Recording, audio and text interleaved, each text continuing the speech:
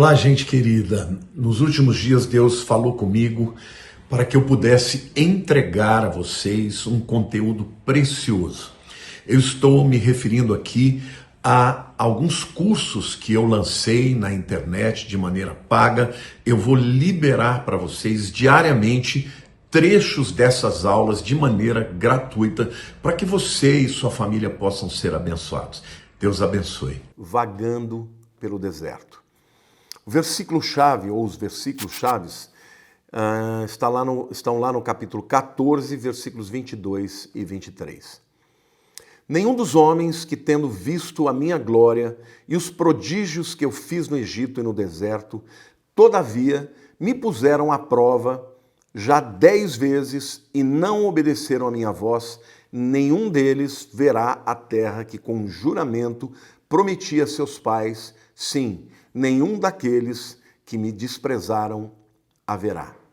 Gente, isso é muito terrível, porque o povo que foi liberto do Egito com mão poderosa, que passou a pé enxuto, pelo Mar Vermelho, que viu as pragas, que viu a glória de Deus e que continuou de maneira contumaz pecando e pecando, mas sobretudo quando chegaram diante da terra prometida e Moisés envia os 12 espias, voltam de lá 2 deles, Josué e Caleb, trazendo um relato de que a terra é maravilhosa, que mana leite e mel.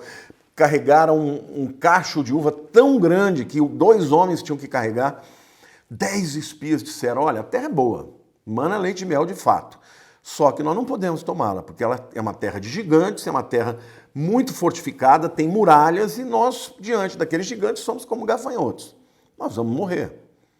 Agora, Deus havia prometido que ele iria dar a terra prometida. Ora, se Deus foi capaz de enviar 10 pragas e fazer com que o maior exército da terra afogasse nas águas do Mar Vermelho, ele não iria dar vitória para eles, mas o povo temeu. E ao temer, eles foram incrédulos. E a Bíblia diz que eles amaldiçoaram a terra que o Senhor tinha dado. Amaldiçoaram a bênção. Diferente de Josué e Caleb, que clamaram, eia, subamos animosamente, com coragem, porque o Senhor vai nos dar essa terra que ele prometeu. Então, quando eles fizeram isso e o povo preferiu dar ouvidos a todos os que descreram, a geração inteira acima de 20 anos. Por que 20 anos? Porque 20 anos era uma idade em que o hebreu se tornava maduro para ir para o exército. Então, os que tinham menos de 20 anos não tinham opção de escolher, não tinham voz. Mas os que tinham mais de 20 anos tinham voto. E aquela geração inteira acima de 20 anos, Deus jurou que eles não entrariam na terra. Quem foram os únicos que entraram? Josué e Caleb. Então esse é o tema principal. Em segundo lugar, qual é o pano de fundo e propósito? Enquanto o livro de Levítico ele trata de um curto período de tempo dentro desses 40 anos, por quê? Porque ele está tratando das leis que falavam a respeito de como eles deveriam adorar, dos cerimoniais, dos sacrifícios. Então, trata de um curto período de tempo. Já o livro de Números, não. Eles falam o livro fala desde o tempo do Monte Sinai até todo o período que eles ficam vagando, dando voltas em círculos, no deserto, em Cádiz Barneia, até a chegada nas planícies de Moabe, já avistando a terra prometida. Portanto, o tempo poderia ser feito em 11 dias, acabou demorando 39 anos, quase 40 anos. Bom, os israelitas se preparam para deixar o Monte Sinai, tá? Foram lá, ficaram no pé do monte, Deus disse que eles não poderiam atravessar, passar de uma certa linha, senão eles morreriam. Ficaram esperando por Moisés, Moisés desce, vem com as tábuas da lei, encontra o povo ali adorando o bezerro de ouro, vem o juízo de Deus, muita gente é morta ali, e isso tudo acontece do capítulo 1, versículo 1 até o 4:49, quando eles se preparam para deixar o Monte Sinai depois daqueles eventos terríveis. Em segundo lugar, mais leis de Deus são trazidas para o povo. No capítulo 5, versículo 1, até o capítulo 10, versículo 10. Em terceiro lugar, o povo de Israel vaga pelo deserto do Sinai para Moabe. Tá?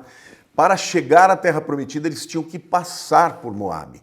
E, posteriormente, quando a geração que ia entrar na terra passou por Moabe, os moabitas não deixaram o povo passar. Em quarto lugar, nós temos alguns eventos em Moabe e o sumário da jornada do Egito para Moabe, tá? E por último lugar, as instruções antes de cruzar o Rio Jordão, tá? E aqui, obviamente, já na liderança de Josué, tá?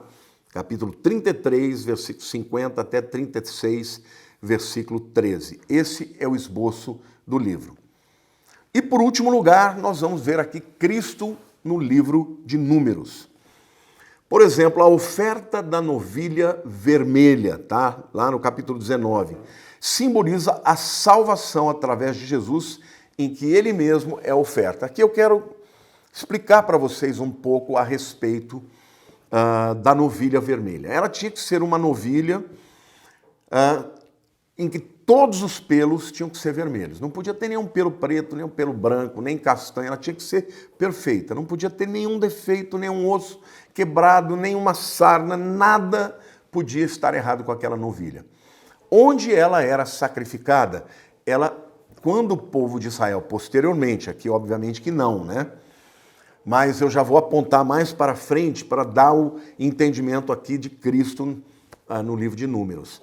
A novilha vermelha, ela deveria ser oferecida em holocausto, tá? Causto no grego é queimar e holos inteiro. Portanto, um sacrifício de holocausto não sobrava nada. Ela era queimada com todos os ossos, até as fezes que tinham dentro dela tinham que ser queimadas. Tinha que sobrar simplesmente cinza. E mais para frente, não aqui, obviamente, no livro de Números, mas mais para frente, já quando havia o templo lá em Jerusalém, esta novilha vermelha ela era sacrificada no Monte das Oliveiras.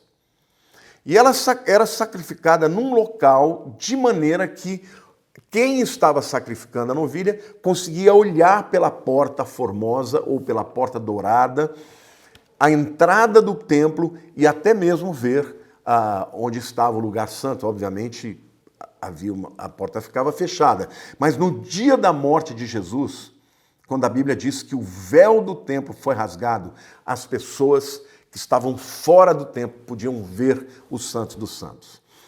E isso aponta para o fato de que foi Jesus quem preparou este novo e vivo caminho. Ele que foi oferecido por Deus como holocausto, como sacrifício completo. Mas não se esqueçam, dois temas evidentes nos são apresentados. Primeiro, que Deus é fiel ao seu povo. Mas um outro tema muito importante é que a desobediência sempre é punida. Deus não tem prazer na morte do ímpio. Deus não tem prazer em julgar. Mas a Bíblia diz que Deus não reputará o culpado por inocente. Só tem um jeito de você se tornar inocente. É através de Cristo, através de Jesus, pelo seu sacrifício, crendo que ele morreu pelos seus e pelos meus pecados.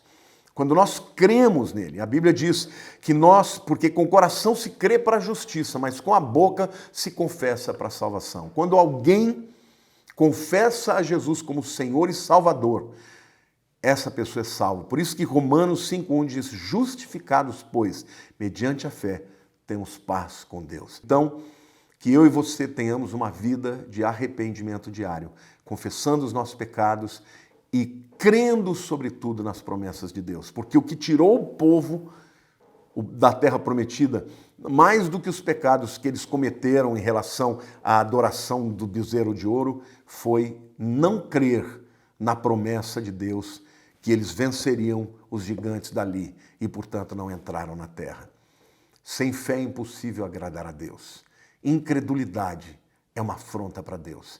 E fé é algo que abre portas porque Ele se agrada disso. Amém? Que Deus te abençoe. Fique com Deus.